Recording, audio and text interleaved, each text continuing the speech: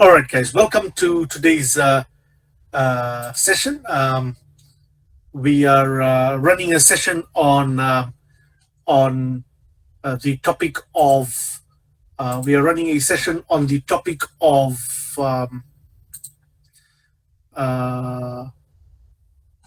sequence detectors. Last week we started off the sequence detector topic.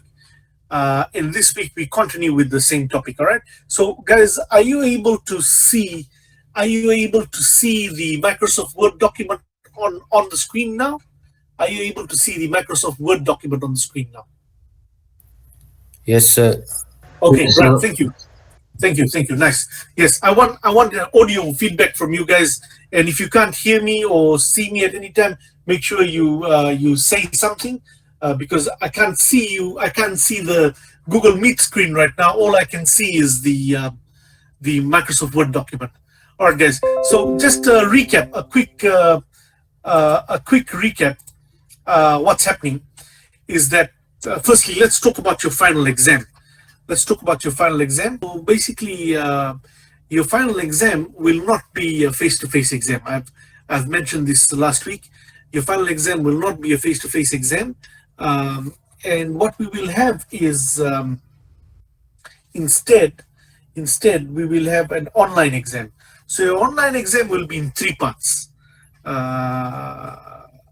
Two parts will be design, and one part will be analysis. Right.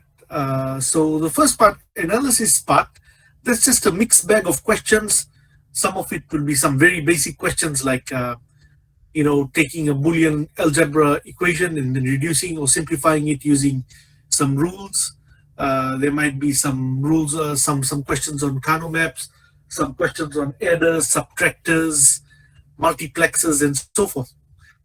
That's converting numbers to two's complement and so forth. Like the sort of problems which you did in test number 1.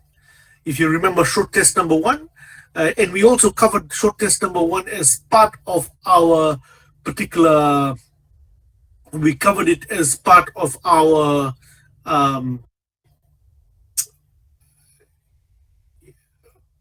as part of one of the tutorials. So basically the first set of questions, so problem set 1 will be just simple questions, short questions you could say, which you will be able to solve within 2 hours. We'll give you a 2-hour time frame. Right, I'll give you more details. I'll put a Moodle announcement shortly. The second part of the exam will be a ring counter, almost identical to your project, but the difference is that in the ring counter in your project, that was an extensive problem, and you needed 4 flip-flops. So I'm going to make it slightly easier. It might be 3 flip-flops, something like what you have in week 11, lecture 1. Just note that down. Week 11, lecture 1. Right, so I'm just going to say week 11, lecture 1. So a problem like that. But the catch is this, guys. Each student will have a different combination. Each student will have a different sequence of numbers. All right. So basically, it's again a repeat of your project, but easier version, because your project you've taken 1 or 2 weeks to do it. This year it will be a simpler problem, which we will be able to finish within another 2-hour or 3-hour time frame. That's the second problem. The third problem will be a sequence detector. Okay, sequence detector. So sequence detector as well, there will again be a 3-hour problem, and it will be a design problem, and you will need to do a design problem 2, design problem 3. You'll need to upload a circuit. You'll need to upload your working, which can be handwritten as well. You just take a picture and upload the picture onto the Moodle shell, or you can type it out. But it's always convenient to do things by hand. Even I personally, I always like to do things by hand. That's why I'm struggling so much with these typing these particular state diagrams up and so forth. All right. Somebody shared a Jamboard. I'm not sure how I'll use that, because I've only got a normal sort of mouse. I've only got a mouse. I don't have a writing instrument to write onto the thing. Okay. So that's the other issue over here, right? So yeah, with the sequence detector problem, everybody will get a different sequence. Every student will have a different sequence. So yeah, that will be your final exam, guys. That will be your final exam, and you can cover it within. Some of these problems are very easy. Some of those problems will be very easy, and from where I'm standing now, I can easily foresee that almost 3/4 of the class can score an A plus, and I'm actually scared of that. It's very unusual for us to see students getting A, all the students. So I can see 60 to 70% of the class getting 100% full marks. Apart from the few marks which they may have lost in test one, that's the only casualty. But in the final exam, I can see that a lot of the students who are already switched on and who have focused on the project and have focused, because in project again you can score a full mark. This is the beauty about this course. You have the opportunity to score a full mark. There is no subjectivity. There's no place where I can say, oh, I'll cut a mark here. You know, like in an essay question, when it comes to an essay question, students can, when it comes to an essay question, the marker can cut off marks and not give the student a full mark. But in this case over here, if your system works, I'll give you a full mark in your project. If your system works in your sequence detector in your final, you'll get a full mark. If your system works in your ring counter in your final exam and your circuit works, you'll get a full mark. No problems. All right. So that's the catch over here. You have the potential to score an A plus in this particular scenario whereby you have online exam. All right. But of course, it'll be time bound. You've got to be fast. You can't be like the project that spend one whole week on the project. It'll be fast. You'll have to do it within a 2-hour time frame for each of those problems. All right. So problem set, there'll be short answers. There'll be 2 hours. Then you'll have your ring counter for 2 hours. Then you'll have your sequence detector for 2 hours. And if you notice, I solve those same problems in the lectures within half an hour or 45 minutes. Of course, I struggle a bit in getting the diagrams up on Microsoft Word and all that. It takes a bit of time to get this particular diagram up. You know, it's a big headache. But in your case, you'll do it by hand, and you should cruise down very quickly. Okay, guys, any questions? Any questions with regard to your final exam? Of course, I'll put out a proper. I'll be putting out a proper. What do you call? I'll be putting out a proper.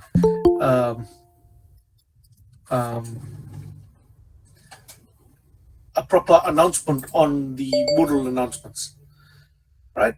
In the meantime, you should focus on your project because you have the potential to have your project to get a full mark in your project. By the way, there was one question. Let me just spend a few minutes and then we'll do 1 or 2 problems today. We'll do 1 or 2 problems today. Okay, guys.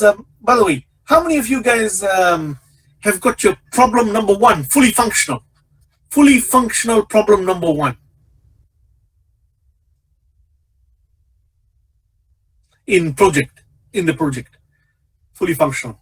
All right, nice, Nathan. Ashutosh. Okay, completed. Nice, very good. All right, guys. What about problem 2? How many of you guys figure out how to use the splitter together with the multiplexer? Well, maybe you have some other way. Okay, so you've used the multiplexer. All right, so Ashutosh, Prashil, Divnil, Nathan, what did you guys use? What did you guys use to drive your multiplexer?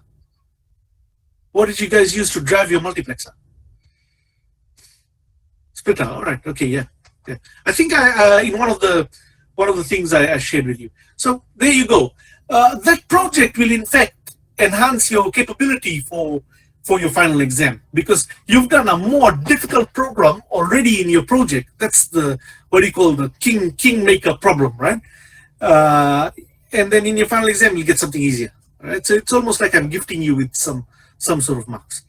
Right, guys. Thank you. Any other issues which you guys have come up with? I will probably just this afternoon. What I'll do is I will place online. I will place online a sign up for when you can do your demo, and you can start doing your demo as early as this Thursday. So, does the counter need to be connected to 7-segment display in problem 2? Yes, the answer is yes. Yes. The reason being, you see, problem 2, the first sentence says it all. The first sentence says, repeat everything in problem 1. Right? So in problem 2, there will be two outputs. One is the 7-segment display, which is showing the number. Right?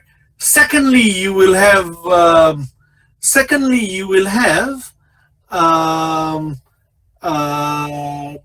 the LED, which will turn on if the number, if that current state is a prime number, right? If that current state is a prime number, then that LED, the prime number LED, will turn on.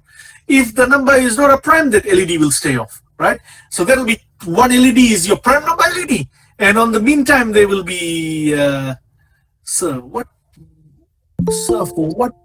Wait, let me read this question from Prashil. It's saying, so let me just finish off before I come to Prashil's question. I'm answering Nathan's question. So you will have a 7-segment display in problem number 2, because problem number 2 is entirely a repeat of problem number 1. The two or three exceptions are, firstly, you have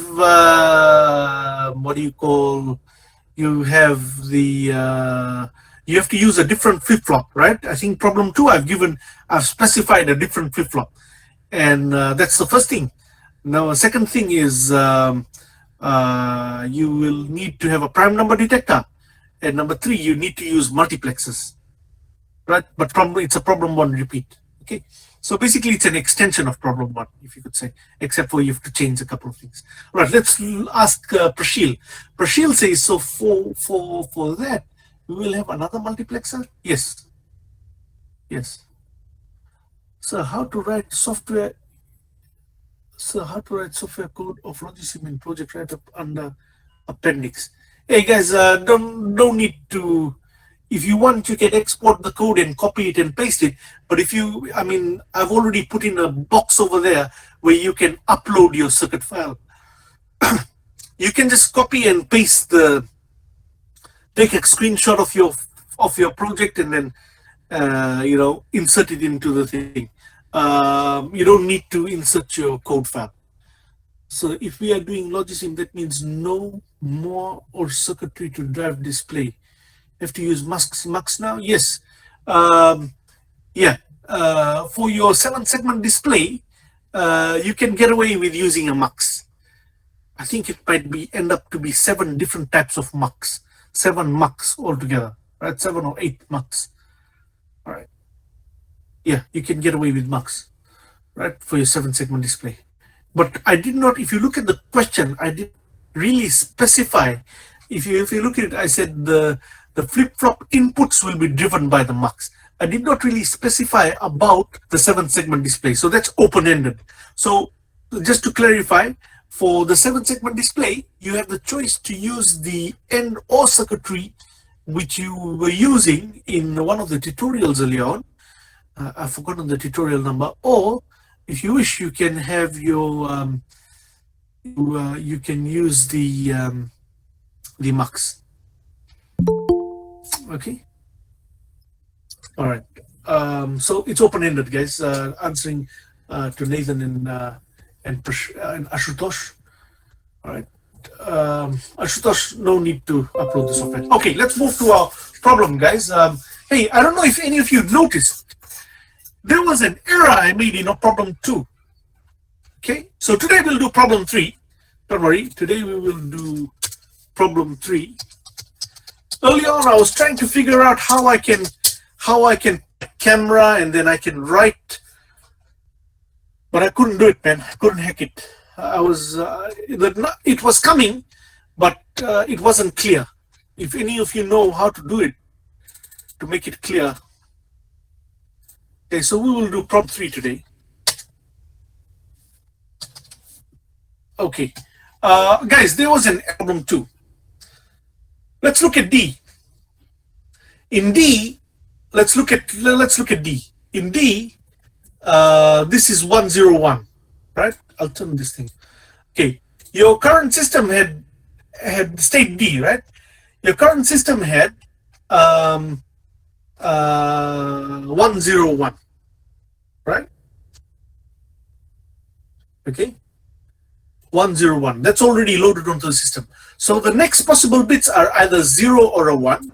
If it became a 0, then your string would have become 1010, your string of bits. And if it would have been a 1, your string of bits would have been 1011.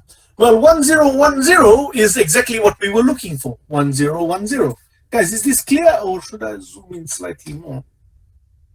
I hope it's clear. I'm always worried about this thing here, text width. All right, there we are.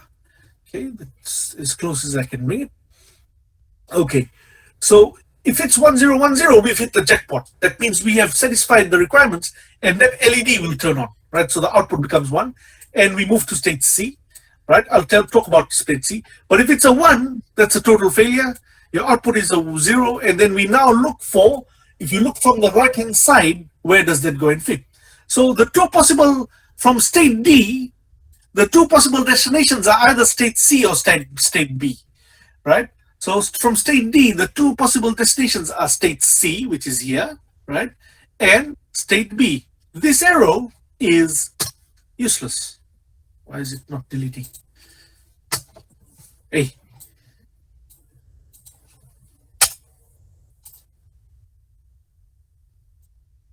I don't know how to delete this.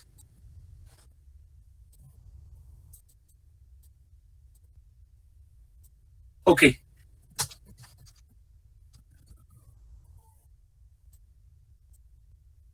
Let me just minimize it and just make it colorless or something like that. Okay, so there we go. So this becomes totally useless, this fellow here. Okay, so that's the correct state diagram, guys. That was the correction I wanted to make from problem 2 last week. Right? Did any of you pick this particular thing up? That there was an error over here? Okay. Now, guys, just to let you know, there might be some much better videos online, because as you're aware, I'm really struggling with using this Microsoft Word to present the particular problem. All right, let's move to problem 3, guys. Okay, what was the catch with problem 1 and 2? Right, what was the catch with problem 1 and 2? Right, the catch with problem 1 and 2 was that it was a milli machine. Do you see this thing here? It says design a milli machine. A milli machine. So we've got to design a milli machine. All right. Problem 2 again. It says design a milli machine. All right. So that's what I'm going to do, guys. Some of you will get milli machine. Some of you will get more machine. All right. Okay. All right. Okay. So in today's problem, we're going to do a more machine. Design a more machine model with a state diagram and state table for a script which produces output 1.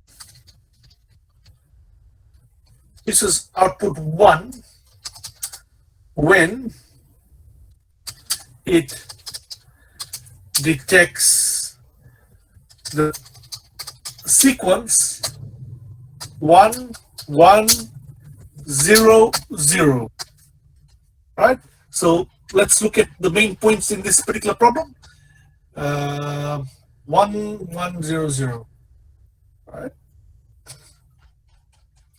So the main points are that if we want to do a 1 1 0 0, so basically the system lights up when there's a 1 1 0 0, The other catch is that it's going to be a more machine, and of course we know the output is 1. That's quite simple and straightforward. All right. Okay. Okay. So let's take some notes down. The notes. Let's take some notes down. All right. Okay. Let's take some notes. Number 1. The sequence is 1 1 0 0. The machine is more, right? The machine is more. So what's the difference between milli and a more, right? In a milli machine, the output is determined whilst if you look at it, can you see the output is during the transition? The output occurs during the transition. Can you see we say 1/0? That's the output. That's in a milli machine. Let's look at the other milli machine over here.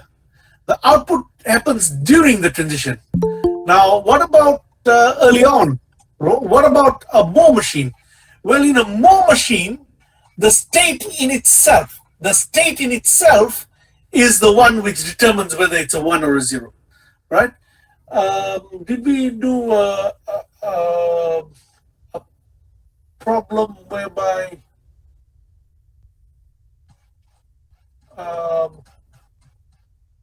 I think earlier on we were doing some problems whereby you have a machine, the other one, the counter. We did a basic counter design, and then we had the states stated in there. So in a more machine, the state is the value, the output value, the output becomes 1 when from within the state, all right? So from within the final state, in this case sequence detector, you have to detect within the state, all right? So we'll talk about that more. Okay, all right. Now, in a more machine, let's scroll back to last week's notes. I hope you have last week's notes sitting with you in your exercise book. There was 4 bits. 4 bits, right? This is the comparison. Right. Let's do a comparison now. Comparison.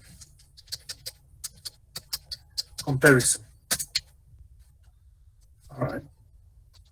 In a more machine, 1 1, okay, 1 1 0 0 is 4 bits. That means minimum number of 4 stages to detect pattern of 4 bits. Therefore, 4 states. That does not mean 4 flip-flops, guys. It means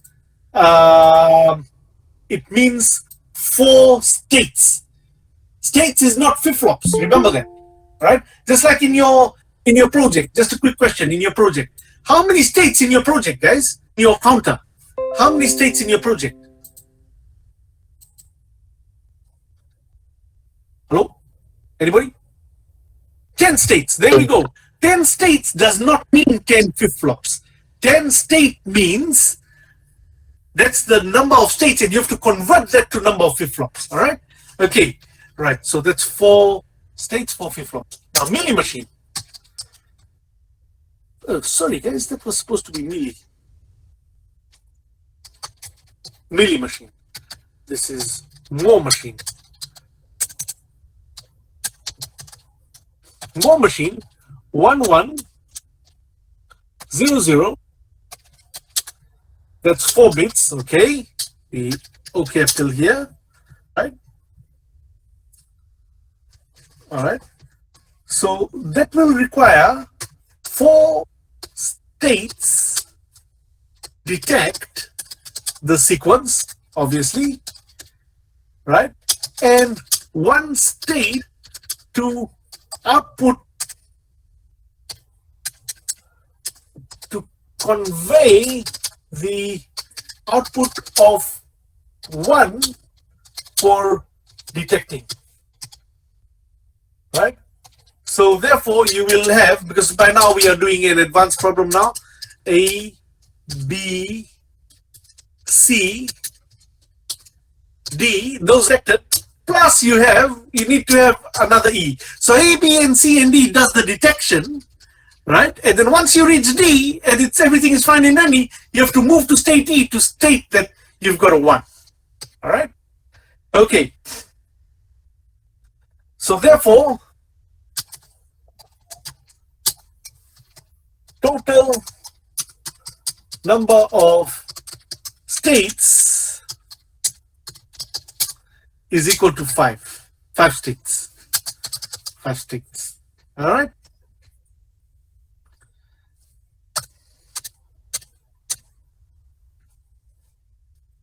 Okay. All right, guys. All right, let's look at this problem, guys. Hey, to be honest, if you look at some of the other videos which are online, you will find that they are not drawing this table. Once again, this is just my working table. Working table. It's not something. This is something which I'm just doing to help us.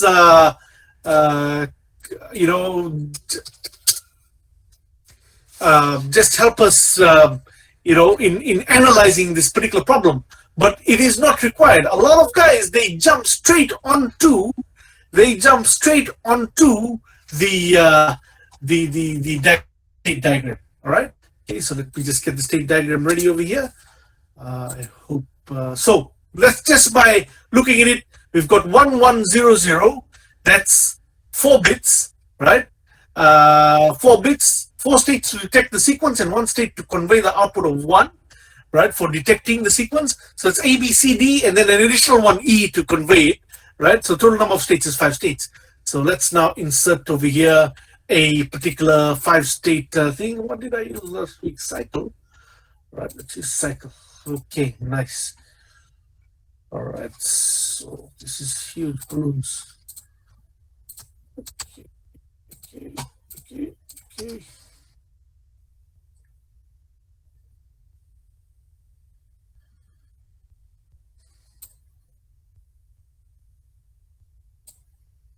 All right, guys. Okay. We will just remind me these arrows may not necessarily hold true. All right.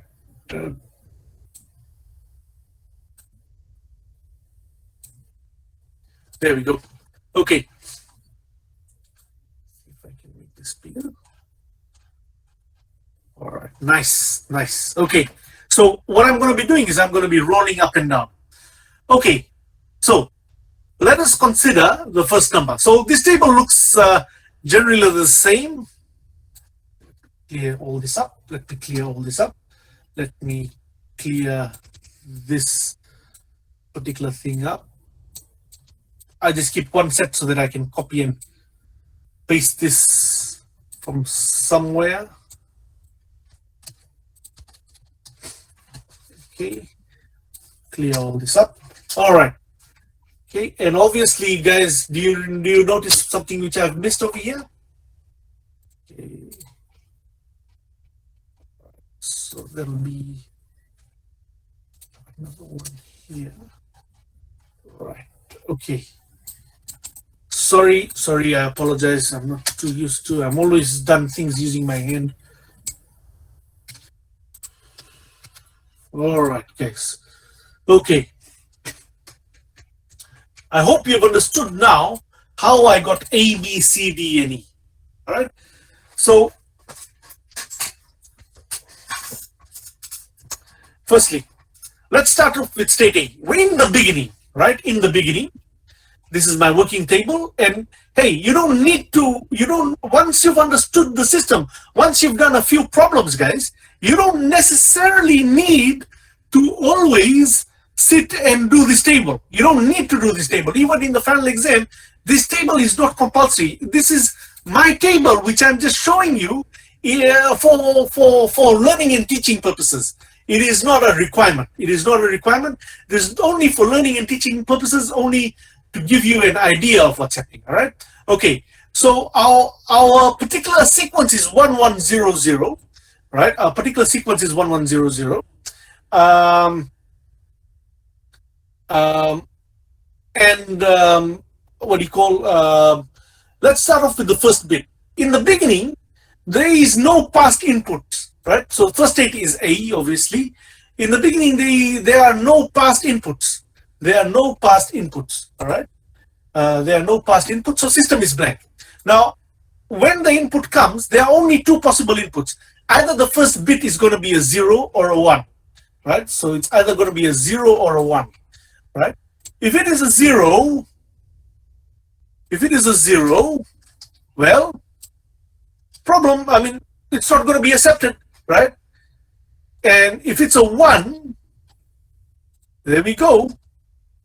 We're through. If it's a 1, we are through, right? We can progress to the second state, right?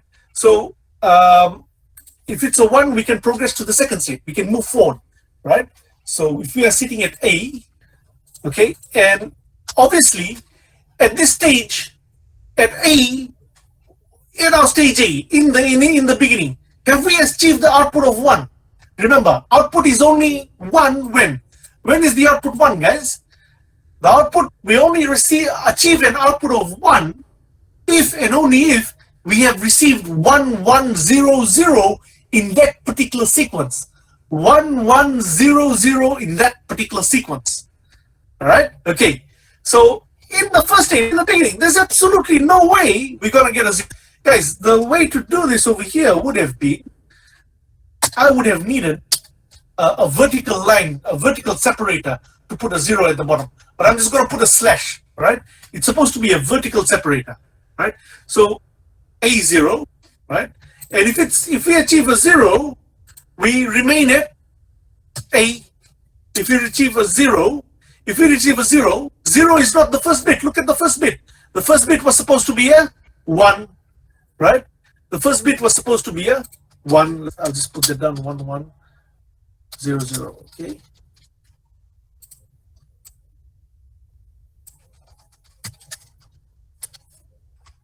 Uh, 1100, okay? All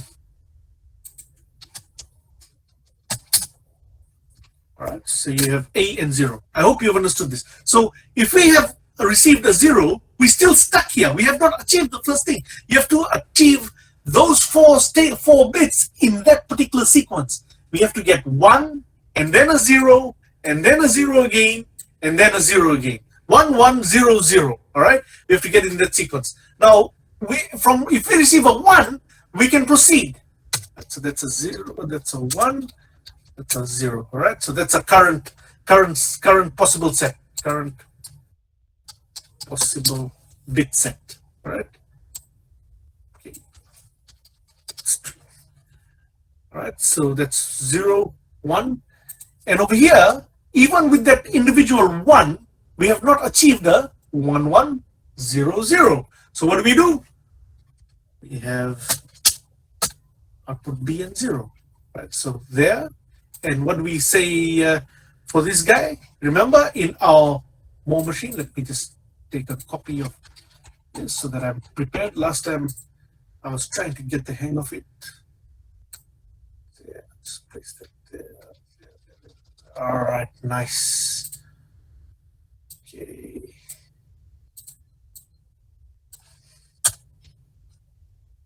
All right, there we are. So that's our 1. Right. So if we receive a 1, you go from state A to state B. There we go. If we receive a 1, we go from state A to state B. But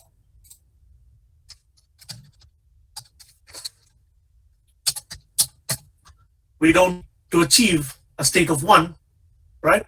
Okay. All right. Now, what about if we received a 0? Let's see. What was the case here?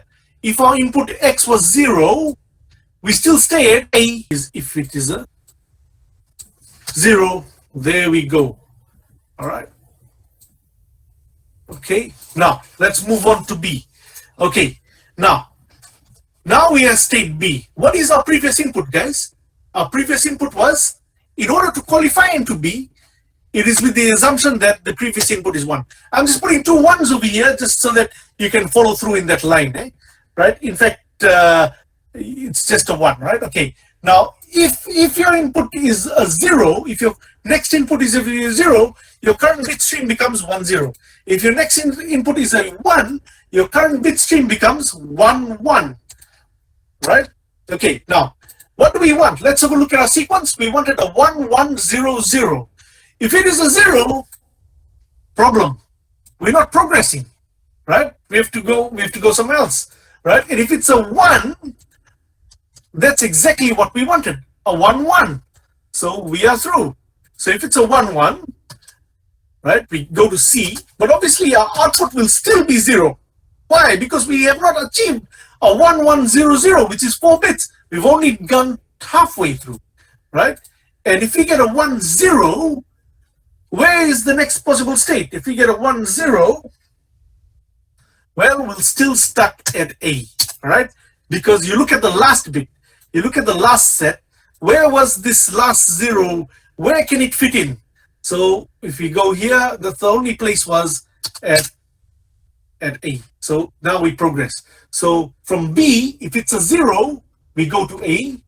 From B, if it's a 0, we go to A. Hopefully I have better luck with my pointer this time.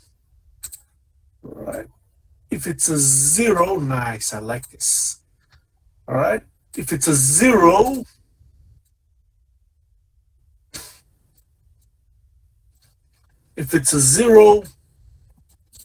we go here. All right. And let's look at the table again. Let's go to the table. That was if it was a 0, we go back to A. And if it's a 1, we progress to the next state. All right. So that's the 1. That's why I like this flowchart diagram. If it's a 1, we go here. Okay. All right.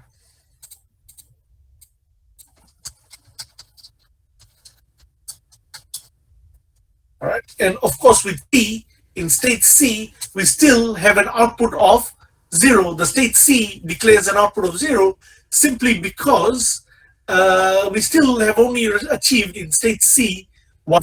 Now, in state C, the receiving value was, have a look at where the ticks are, 1 1. Okay, 1 1. The receiving values were 1 1.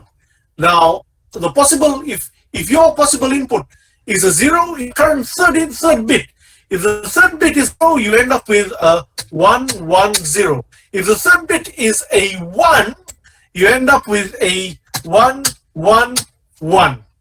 All right? Just hold on.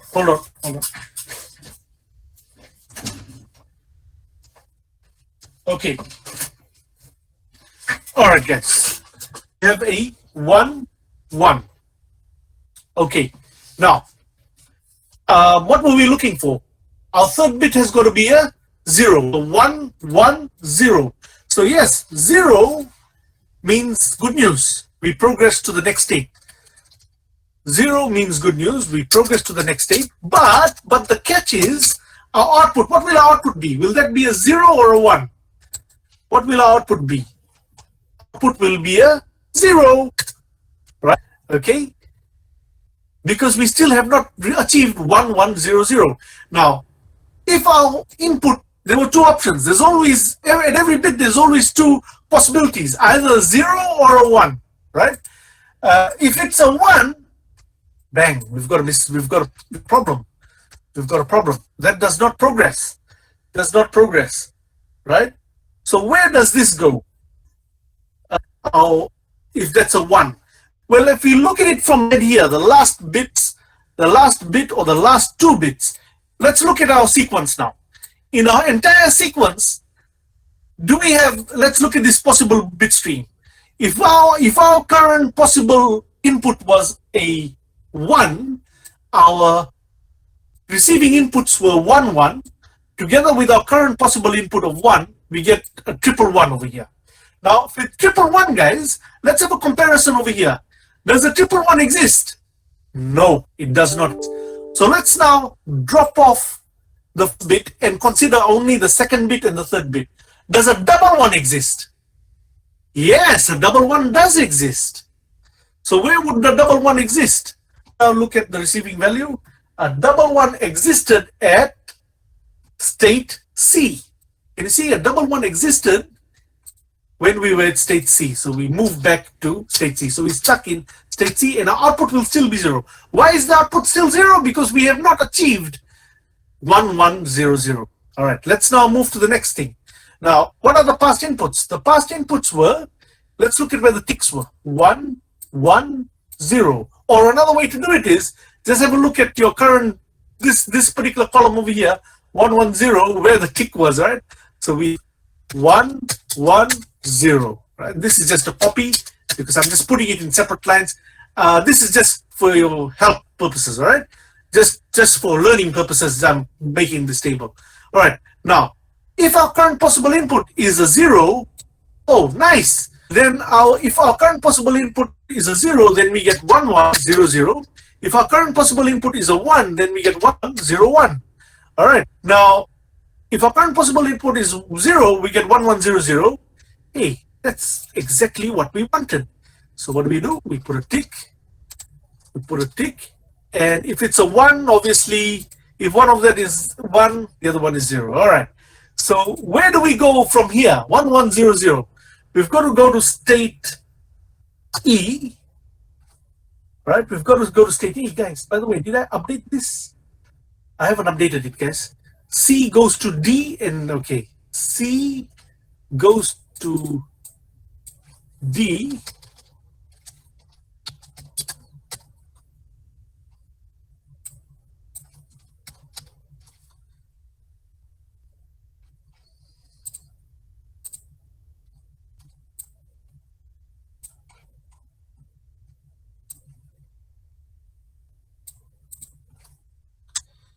All right.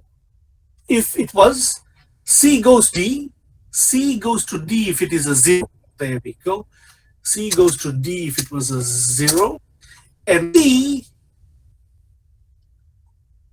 every state should have 2 arrows. A has an arrow that way. B has an arrow going down. Okay, C goes to, and C stays at C. C stays at C. Hopefully I have better luck this time. C stays at C if the input was 1. C stays at C if the input was X. If the input X was 1, yes, C stays at C. And if it was 0, it goes to D. Nice. Right. Okay. Now D. Let's look at D. D goes to E if, all right. And at E, remember, at state E, we have achieved our 1, 1, 0, 0. So we have finally a state of 1. Right? Okay, so let's now bring this down. All right. And you have a state of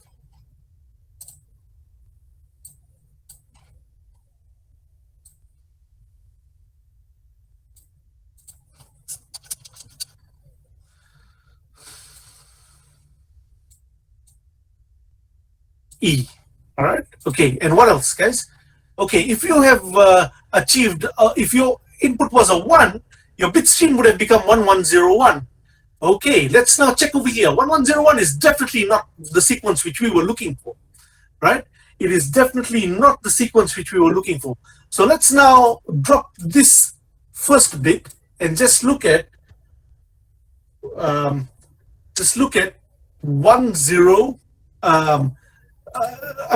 Drop this last bit. First bit. Let's look at 101. Let's look at this last 3 bits. 101 is anywhere over here. 101 in our past inputs. No. Let's now drop the first 2 bits and just look at the second bit and the third bit and fourth bit. 01, 01. Is any of our past input 01? No. Let's look at just the last bit now. 1. Is any of our past inputs just a simple 1? Yes, it's B, right? So we go B, and obviously any other output apart from B is 0. All right. Okay. So we go to B. Okay. So let's now from C, and the other one, it goes from D we will go to B. All right, nice. We'll go from D to B. Nice, I like this. I like it. All right, and let me.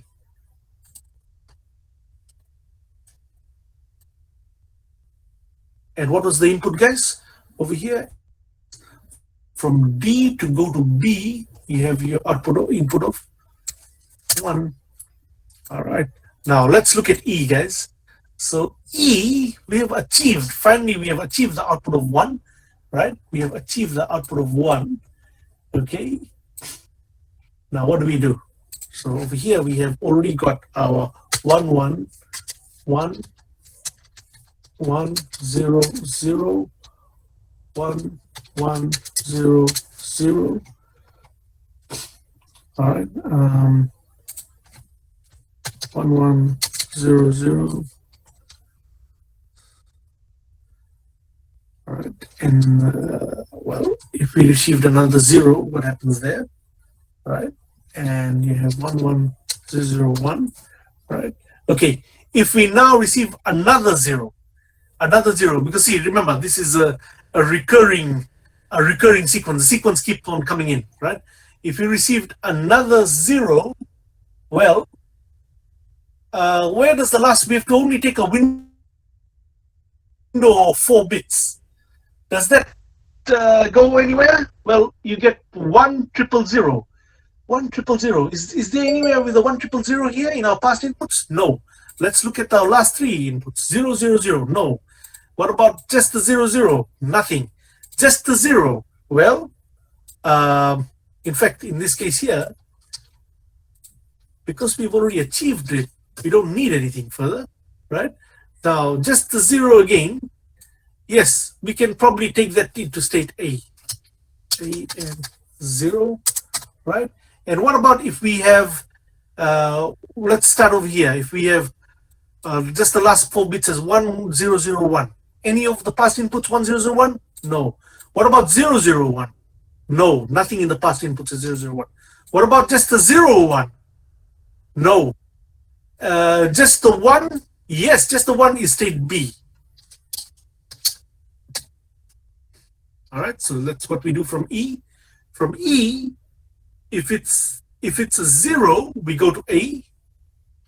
If it's a 0,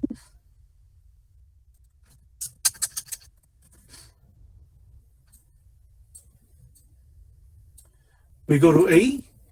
And if it's a 1, if it's a 1,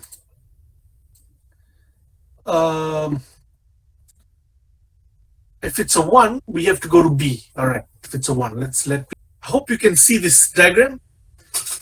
All right, that's our particular that's our state diagram, guys. That's our state diagram for this particular problem. After the state diagram, it's all downhill from there. After the state diagram, it's all downhill. All you have to do is you have to draw the state table and all that. So I'll help you. I'll do a quick state table, but we won't go into the full thing. Again, what we do is we have to do something called state assignment. What is A? What is B? What is C? What is D? What is E? Now, let's have a look at this. There are 5 states. If there are 5 states, how many bits do we need to accommodate that? Right? Did you look at last week's tutorial? Right? Last week's tutorial, we had a lot of those. So there are 5 states, so we need 3 bits now. So what you do is you do something called state assignment. Right? So let me just put up a box over here so that we can just have it all on the same page. And the next page we'll do another separate problem altogether.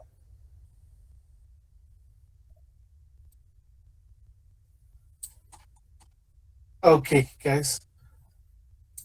So what we can do is we can have A as 0 0 0, B as 0 0 1, C as 0 1 0, D as 0 1 1, and E as 1 0 0. So that's a 3-bit sequence counter. All right. right? That's so if you look at it, because we've got 3 bits, therefore how many flip-flops? Therefore, we will have 3 flip-flops. Therefore, we will have 3 flip-flops. Okay? There we go. That's how this thing will roll. All right. So once you've done that, then it's all the same. From here, it's all downhill, guys. You have your 3 flip-flops. This is your QA, QB, QC, and this problem becomes very similar to all the problems you've been doing, whether it's a counter or whatever it is. You guys are all familiar with how to handle this, right? Okay. You're all familiar with how to handle this particular thing. So you draw your state table, your state assignment table, you find your flip-flop inputs, you do your Carnot maps, then that's your circuit. Any questions over here, guys? I'll pause for 2 minutes exactly, and then we'll do the next problem.